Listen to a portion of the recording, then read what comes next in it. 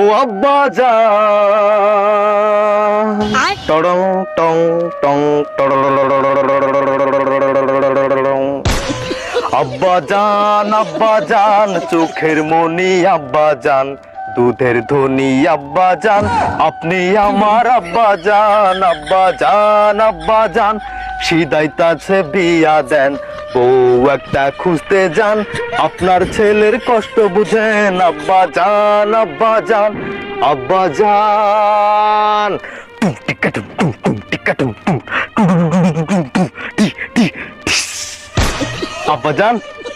আসসালামু আলাইকুম। আব্বা জান আপনি কেমন আছেন? ওয়ালাইকুম সালাম। আচ্ছা তোমার মাথাটা মনে গেছে। আর যে আব্বা জান আপনি কেমন কথা বললেন? তুমি কি আব্বাজান এতদিন আমি আম্মাজানের গান শুনলাম, তুমি আজকে আব্বাজান করে গান গাইতেছো, আবার নাচতেছো, দেখুন না। আব্বা জান কি আছে তোমার কত?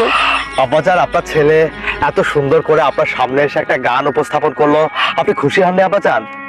আব্বা জান আপনি কিভাবে বলতে পারলেন?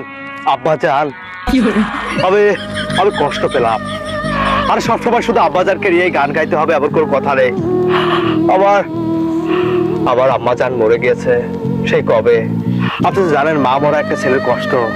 আপনি আবার আব্বা জান, আপনি আবার আম্মা জান, তাই আপনাকে নিয়ে গান গেয়েছি, এটা তো আপনার খুশি হওয়ার কথা। আপনি কেমন কথা বললেন? না খুশি হয়েছে আমি। তো আব্বা জান এখন আসলে তুমি গান দিয়ে কি বুঝাতে চাইছো আমার কত? এটা আমি তো গানের লিরিকটা নিজের হাতে লিখেছি, তাই আপনি ওই গানের কথাগুলো শুনে হয়তো বুঝতে পেরেছেন, একটু হলে আন্দাজ করতে পেরেছেন। আব্বা জান আমার একটা বিয়ে দরকার। আব্বা জান বেয়াদবি মাফ করবেন, আবার আপনি বিয়ে দিয়ে দেন, না হলে আব্বা জান আমি নষ্ট হয়ে যাবো। আব্বা জান আমি নষ্ট হয়ে যাবো। বাবা তোমার বিয়ের বয়স হয়েছে, আমি নষ্ট হয়ে যাবো, আমার বিয়ে দেন আব্বা জান। আর বিয়ের বয়সের থেকে বড় কথা হলো সামনে শীত আসতেছে। আরে বাবা শীত আসছে তো আর 3 মাস লেট আছে। আব্বা জান আপনি কেমন কথা বললেন? আর 3 মাস আসলে তো কি হয়েছে? আমার জন্য মেয়ে দেখতে দেখতে তো 3 মাস লেগে যাবে, আর ভালো মেয়ের সাথে একটা বিয়ে দিতে গেলে ভালো মেয়ে খুঁজতে সময় লাগে। এ বাবা শীত আসলে কি তোমার বিয়ে দিতে হবে? ইয়েস আব্বা জান। শীতের সাথে বিয়ের সম্পর্কটা কি? অবশ্যই বিয়ের সাথে সম্পর্ক আছে শীতের। বিয়ের সাথে শীত অঙ্গাঅঙ্গি ভাবে কানেক্টেড, বিকজ বউ ছাড়া থাকা খুবই কষ্টকর। আরে এই শীতে একটা সিঙ্গেল ছেলে জানে শীতের রাতে ঘুমাতে কত কষ্ট হয়।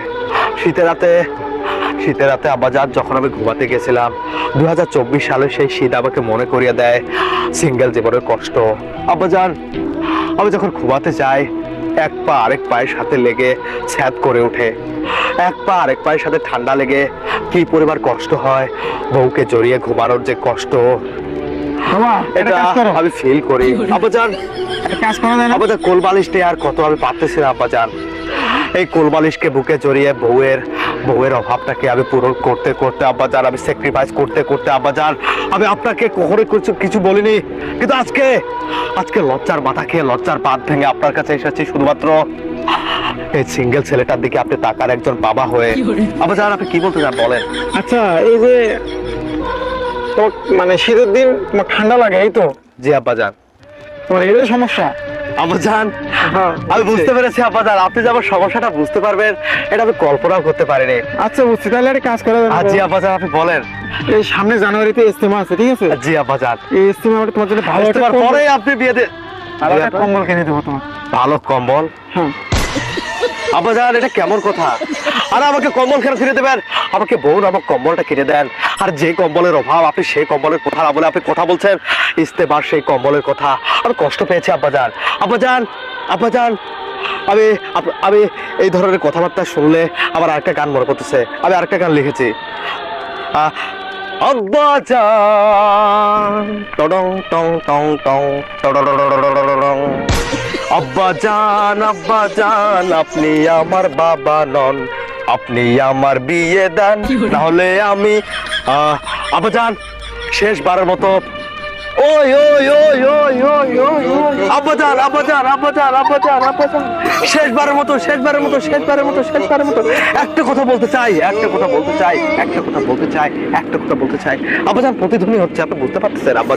আব্বাজান প্রতিবন্ধী না হলে আমি মুখ দিয়ে ইকো দিচ্ছি।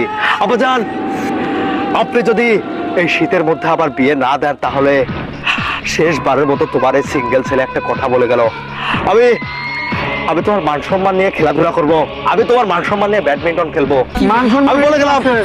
মান সম্মানের কিছু নাই মানে তুমি যে ছাত্রী হয়ে ঘুরতেছো আমার ইজ্জত তো গেছে। তুমি এই যে কথা এই যে সানগ্লাস করা বসছো আব্বাজান, এটা তো পাবলিকের কাছে আমি প্রমাণ করতেছি আপনি একটা বড় লোক। আর আপনি বড় লোক জন্য তো এতগুলো সানগ্লাস আপনার ছেলেকে কিনে দিয়েছেন, সামর্থ্য হয়েছে। আমি চলে গেলাম আব্বাজান।